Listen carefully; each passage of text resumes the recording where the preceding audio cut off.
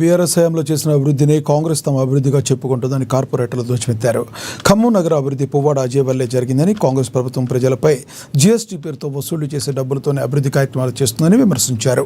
అంతేకాకుండా కార్పొరేటర్లకు ఏర్పాటు చేసే వీడ్కోలు సభను బాయ్కాట్ చేస్తున్నామన్నారు బీఆర్ఎస్ కార్పొరేటర్లు.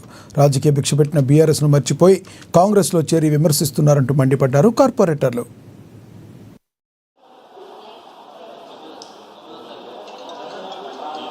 ఈ ఖమ్మం నగరాన్ని 4,000 కోట్ల రూపాయలతోటి అభివృద్ధి చేశామని చెప్తా ఉన్నారు.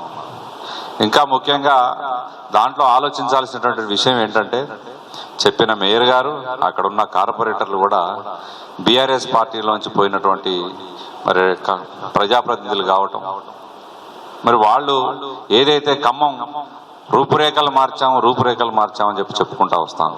మార్చింది ఖమ్మం రూపురేఖలు కాదు, మీ మెడలో ఉన్నటువంటి కండవాలు మార్చారు తప్ప అంతకు మించి మీరు చేసింది ఏమీ లేదు ఈ ఖమ్మం నగరానికి.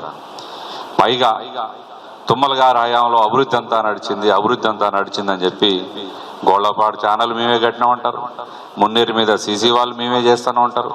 అతి త్వరలో తుమ్మల గారి ఆధ్వర్యంలో తీగల వంతన్ని ప్రజలకు అంకితం చేయబోతా ఉన్నాం తుమ్మల గారి కృషితో అని చెప్తా ఉన్నాను.